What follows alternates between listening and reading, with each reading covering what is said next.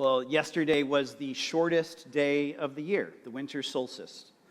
And some of you may be just acutely aware of that in the sense that you leave in the morning and it's dark on your way to work, and you return from work and it's dark again.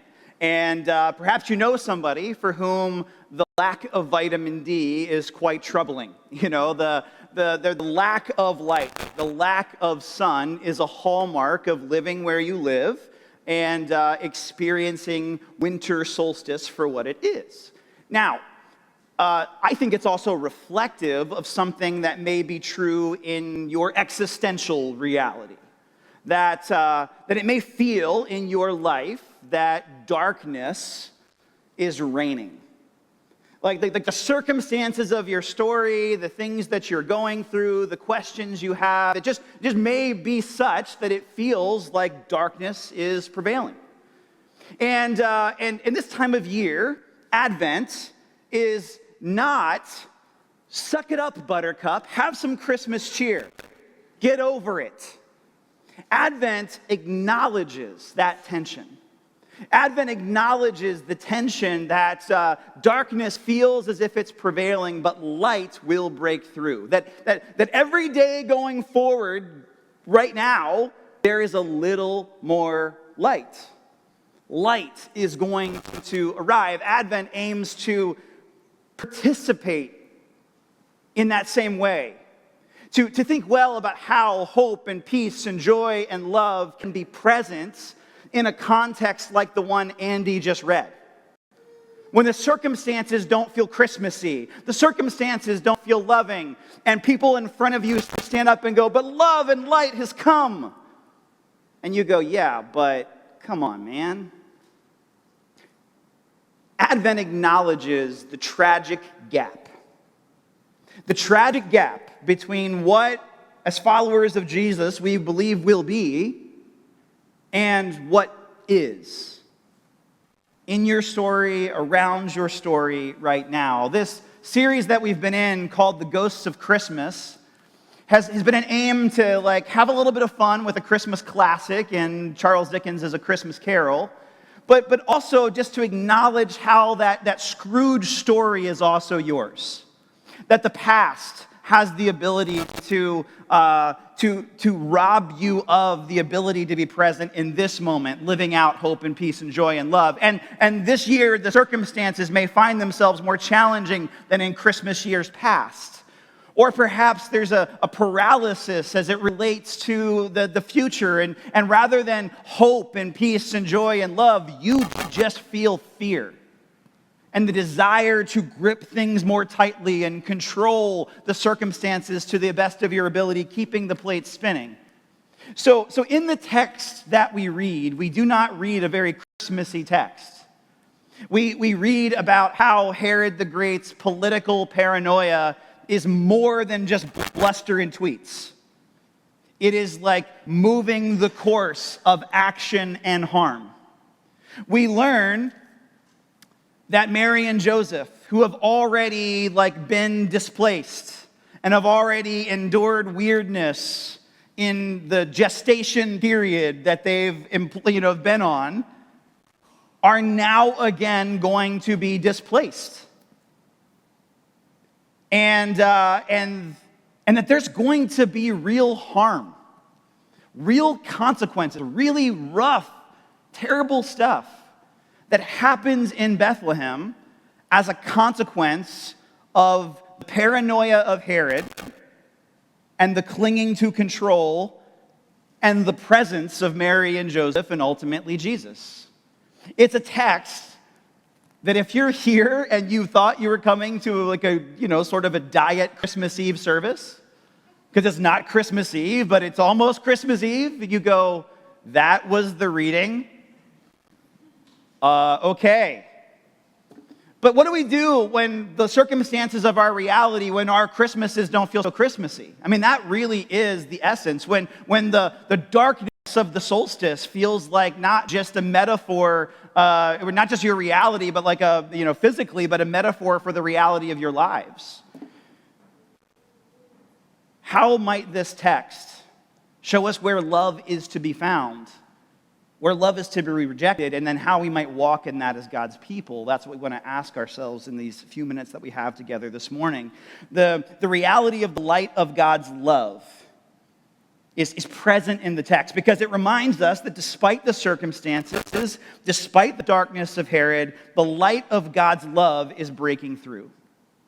So we just finished the second chapter of Matthew. Matthew writes initially to an audience that is Jewish. He wants you, but ultimately his original audience, to understand something.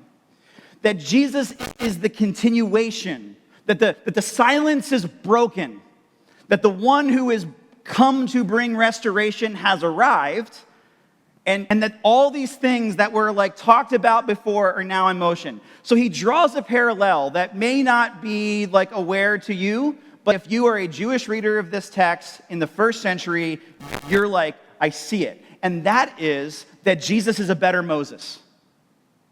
That Jesus is built on the continuation of Moses and is coming to fulfill the thing Moses couldn't do. Think about it for a second. Both endured displacement by tyrants or the oppression of tyrants. Both had lives that were misunderstood, enduring disruption. Both are instruments of God's deliverance. Just as Moses delivered Israel from slavery, Jesus delivers humanity from sin and darkness. If you followed with us during the Sermon on the Mount series, which comes from Matthew 5 to 7, one of the things we kept referring back to, probably to the point where you were annoyed by it, was that Jesus says, not that I've come to abolish everything that's happened, but that I am the fulfillment of this thing that Moses taught you all about. Matthew wants it to ring loud and clear to the Jewish hearer. Jesus is the fulfillment of this thing. The light of God's love has broken into the darkness. In the pitch black room, the candle has been found. The flashlight has been discovered. We got it. The light of God's love is here. But man, oh man, there is still darkness. Matthew wants us to see what we've said a couple times in this Advent series, that the Christmas story is not an isolated thing, disengaged from the rest of the Bible. Oh, it's a warm mythology of warmth and good tidings and cheer, and that may be how you receive it. But that's not what the gospel writers intend. They're not intending to say to you, good advice has come for your solstice. They're saying good news has broken through into the darkness. Even though the circumstances feel pretty dark and a little bit scary. And what we see in Herod is a doubling down of what the false pictures of love can do, like to cling to control, right? You have in one sense Jesus' self-giving love playing out and being protected in the early stages of the gospel account, what we have in Herod is a lashing out, a doubling down of what happens when you try to take love and acclaim and power and all of those things and put them into your own hands. It hurts you, and it hurts a lot of other people. If you're unaware, Herod gets into power initially by being in cahoots and using his politics to his advantage to acquire Mark Antony's army and come into Jerusalem to begin with, creating the illusion that he is a bit of a chosen one, the king of the Jews. He stays in power by killing everyone in the previous dynasty, the Hasmonean dynasty. He has 3 wives killed, at least 1 son, and plenty of political rivals in this process. You can read all about those in the works of Josephus.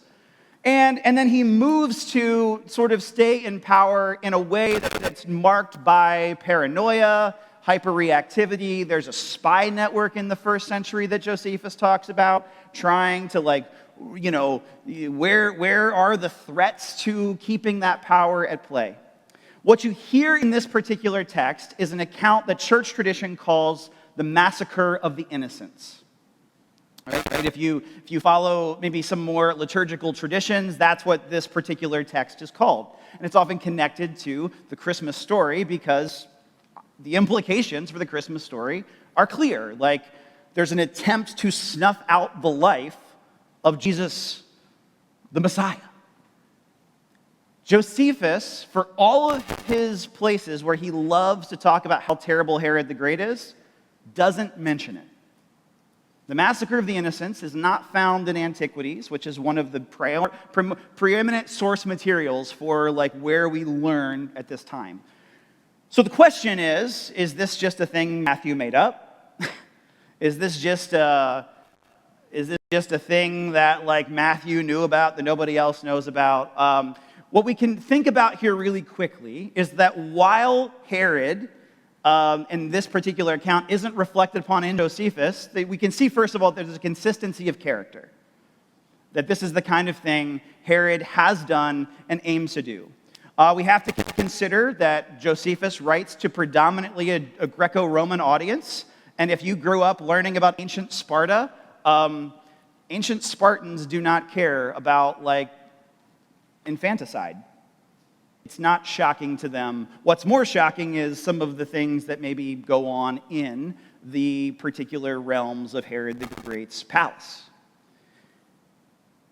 It could be Bethlehem. The projected population in the first century is about 300. So though some of your traditions may talk about the massacre of the innocents being in the 5-digit range in terms of the number of people killed or impacted, archaeologically and historically, we're probably talking about maybe less than 10 families. But we have to be careful with that, don't we?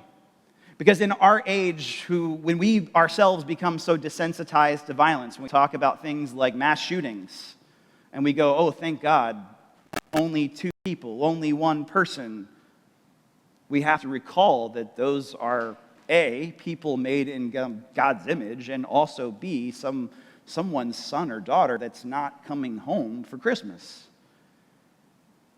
I say this because it is important, I think, for the credibility of the Bible to know that intersection of history, but to also point out that as whatever happens here, however it plays out, it doesn't stop the thing from happening that Matthew talks about. Mary and Joseph flee with Jesus. They get away. Herod the Great continues his empire of paranoia, but ultimately he will be dead within 2 years. He gets a terrible illness. He suffers greatly in that illness. To some degree that suggests that he begs for his life to be taken. Some traditions suggest he takes his own life. He becomes a footnote to the story. And the detail Andy read to you about Archelaus coming into power is substantive in this. One, because it points to another Old Testament prophecy that talks about Jesus being raised in Nazareth, but also because it points to the idea that within 2 or 3 years, Herods are gone. Within this particular Herod's gone, and it's not long before the Herod line doesn't last. Archelaus is going to be a short-lived placeholder. It's his son. And basically what we're going to find out pretty quickly is that the son doesn't have the father's ability to stay in Rome's good graces. So Rome will depose him to Gaul within 2 years of him taking the reins. And while the Herod line continues on a little bit longer, it's not long before it's a footnote, right? We don't talk about that line much anymore. So why do I mention this? Why is the history important? Well, I think it's good for the integrity and credibility of the scriptures, but also to see Herod is a guy that does what we said last week, what a lot of us try to do. Let's force the issue. Let's control the circumstances. Let's spin the affection in a way that makes ourselves look favorable, and we can make that work for a while. But it comes at a cost. Cost to ourselves, to be sure, but in this particular passage, a great deal of pain to however many families are impacted by his tyranny. The illusion, the story we tell ourselves that it's a harmless thing, it's the cost of doing business, but it is a false picture of love. And this moment that Herod the Great has is what Ebenezer Scrooge in Charles Dickens' tale gets a second lease on life for, right? Like, he gets to see advance that, oh, this is what's going to happen, and he gets to decide. I don't want to live this way. I'm not going to keep on keeping on. If you go back to the text, if you go back to Scrooge's experience in the Dickensian classic Christmas Carol, you get to this moment that is described this way. It's one of those things that's like sort of captured in the Muppet Christmas Carol. It's captured in other expressions of it, but it's not read in print in the same manner. Catch this. As he's going around and he's beginning to get the turkey and send it to the Cratchits and make these bold declarations, here's what the days look like for Ebenezer Scrooge. This is from Charles Dickens. He says, some people laughed to see the alteration in him, but he let them laugh and little heeded them. For he was wise enough to know that nothing ever happened on this globe for good at which some people did not have their fill of laughter at the outset. And knowing that such as these would be blind anyway, he thought it quite well that they should wrinkle up their eyes and grins and have the malady in less attractive forms. His own heart laughed, and that was quite enough for him. Scrooge is doing all of the things that he's got to do to cherish Christmas in his heart and honor it forever in the context of people going, you idiot. You walked away from all of it. The same people that can't stand him and make fun of him are in the Dickens classic also making fun of how enthusiastic this change of perspective is in him. And he has to come to the conclusion that this light, this way, is in fact a better way to live when the circumstances of others make it feel like that may not be true. And doesn't that describe what our picture of love looks like? Trying to carry this out in the busyness of your family, in the travels of this season, in the thing that you're dreading, in the news event that you don't want to hear anything more about. Minding the tragic gap between the transformation that we believe will happen if we put our trust in these things and walking away from lesser pictures of love. Pictures of love that say, well, if everybody just likes you around you and thinks you're the cat's pajamas, then you're okay. Or if you just have someone, you'll be someone. Or if you can just push through until that next promotion, then you will finally slow down. Minding the gap in the here and now calls us to reject lesser pictures of love that look more like Herod's reign than we want to admit, and to invite this picture of love into our story. So what does that look like in the few minutes that I have? One is that we see it in the text, and we see it in the other Christmas accounts, that we marvel at the picture of God's love. Like the profound mystery of the incarnation, God with flesh coming into our midst, is that God would be willing to be vulnerable and small enough that a dictator has the power to stamp him out. God's willingness to move into that kind of vulnerability speaks to the context and power of God's love. That God wants to be approachable for you, to you.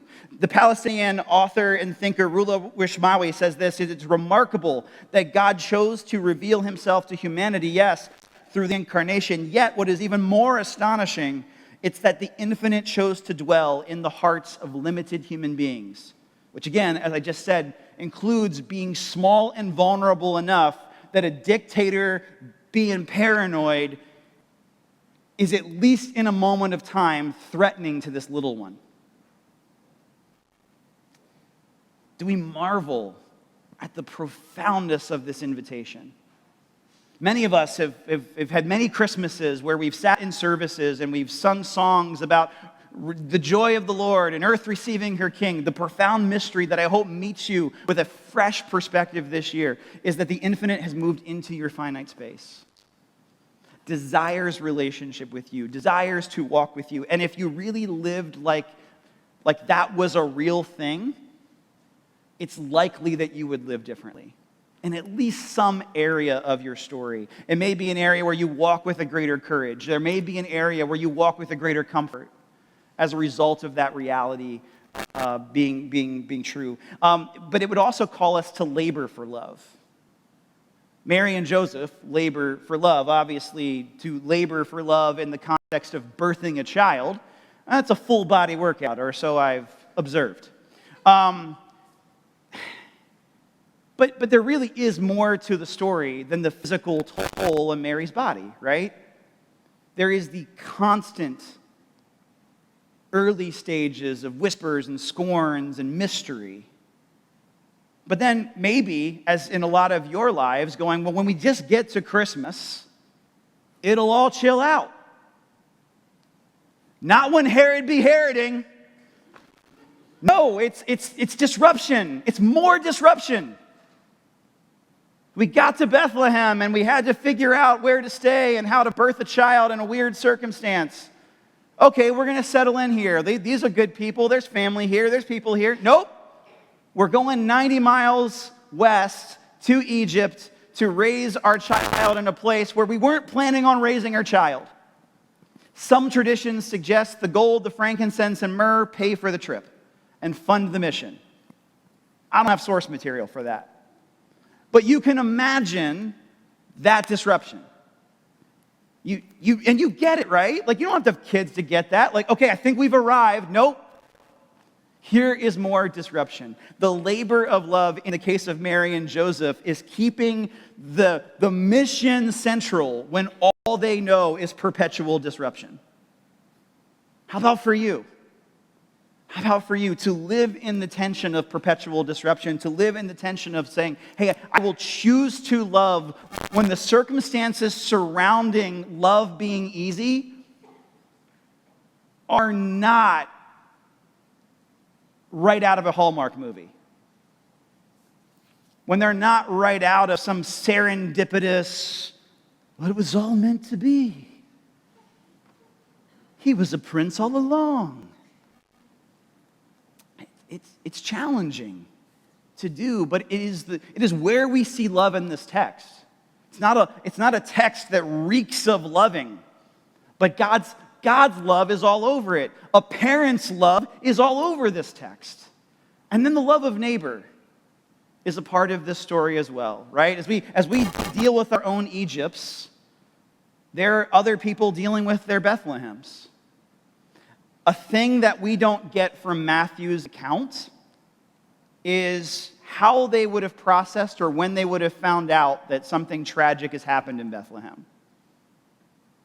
You may have encountered some telling of such a story, but imagine for a minute, in a town of 300, everybody knows everybody, right? Like, you wear a different color shirt than you normally wear, and everyone's like, who does he think he is? That's the essence of living in a small town. It's probably quite possible. And I just want you, this is extra biblical, but this is in the text, right? That some of the people that maybe helped get Mary and Joseph out, had play dates, are some of the people who lost children in the wake of Herod.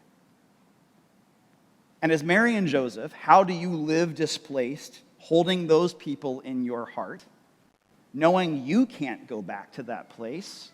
You got to go to Nazareth. Because you're dealing with Archelaus now, and he's worse than his previous guy, with none of the benefits of Herod the Great. So you're dealing with displacement in the context of a place where people you know and love are dealing with prevailing oppression.